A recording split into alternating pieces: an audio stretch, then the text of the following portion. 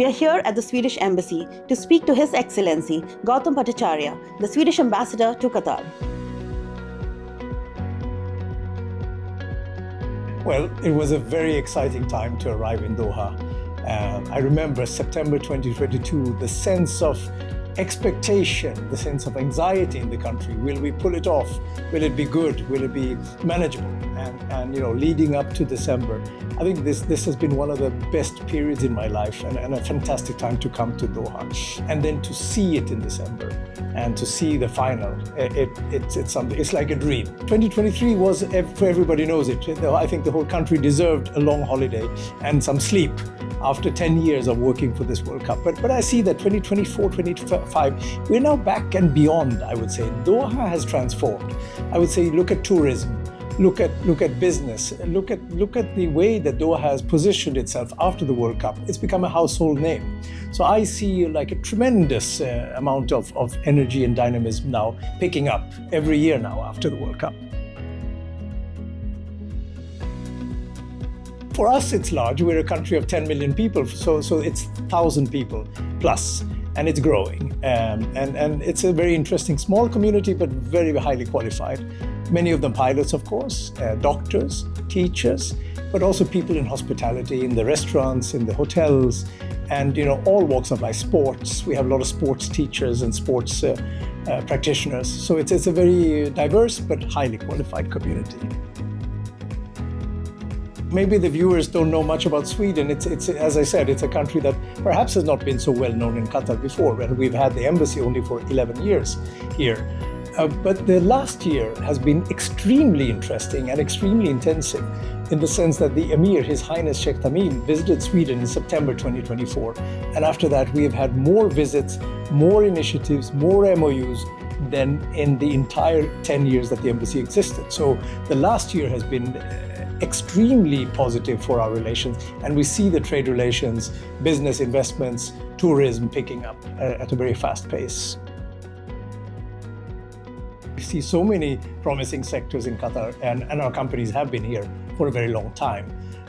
Just to mention a few, IKEA, Ericsson, AstraZeneca in pharmaceuticals, Volvo, Scania. You will have heard many of these names, many of them H&M, of course. I'm sure many of the viewers know about the clothes. They've been here for a long time and are expanding. But I see that perhaps we could narrow it down to technology. Sweden is a technology leader in the world. I mean, we are perhaps one of the 5 clusters of innovation in the world after Silicon Valley and some more. And we're number 2 in innovation. So I see that green technology, life sciences, and very advanced technology in any field, that's energy technology, that's where we can contribute more to Qatar. Cultural ties is, of course, we're a small embassy here. We focus mainly on the business and trade and the political, of course. We've launched something called the Platform Sweden. So it's called platformsweden.com.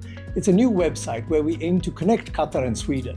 Again, more trade focused, but again, tourism and culture are all tied into our links. And the Platform Sweden, I think, is a great initiative that will be able to connect people in both countries.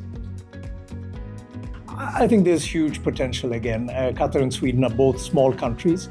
We abide by international law. We want rule of law. We don't want a system where the big countries and might is right. I think that both Sweden and Qatar have a fantastic track record in mediation, in conflict resolution. Sweden, of course, being the home of the Nobel Prizes, we have long stood for science and peace and the good values. Qatar has done the same, and we are working very closely with Qatar in areas such as mediation, building capacity in mediation. And our agencies, in fact, have signed an MOU when His Highness went to Sweden on conflict resolution and mediation cooperation. We're also working together in the humanitarian field, where we see a lot of scope between our humanitarian assistance and that of Qatar, which is very active. So again, there's a lot going on in these fields, and both countries have a common agenda. We see a lot of scope. Well, Qatar is a unique posting, I have to say. It's a country unlike any other. And you can say that about every country perhaps, but what really strikes me about Qatar is the cohesiveness of Qatari culture, which I really admire and I feel is an inspiration to all of us. The Majlis culture, the way people here are family oriented, the way the country is cohesive and coherent. And it's like, I feel at home here. After 3 years, when you come back to Qatar, you feel like you are back in a safe home. And that's a feeling that I've really not experienced in this way. And I think the Majlis culture is something that I wish we could actually take to Europe. I wish I had space in my small apartment in Stockholm to have a Majlis. I would love to do that. Well, I would like to see it incorporated, but I don't know if it's conducive, to do it in June when it happens. It's the midsummer celebration, which to all Swedes is something fantastic. We gather with our families in the countryside. We decorate with leaves and flowers our houses, and we celebrate the longest day of the year, which for a country in the far north, like in Sweden, which is normally cold and dark, that day in the summer is when all Swedes are happy and celebrate life and warmth and the sun. And this is a festival I'd love to export to Qatar, but it's very hot in June. So let's see. We might shift it like the World Cup. Yes, we might do a winter midsummer.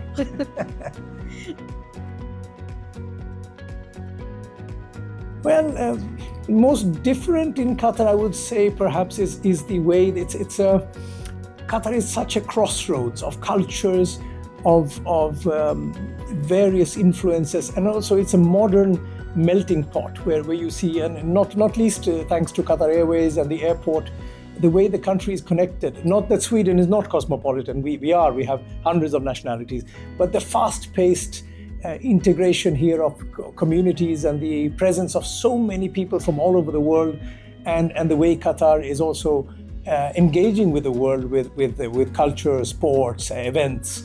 It really is a pulse that I will miss the day I leave Qatar. So that's something that's quite, again, unique to Qatar.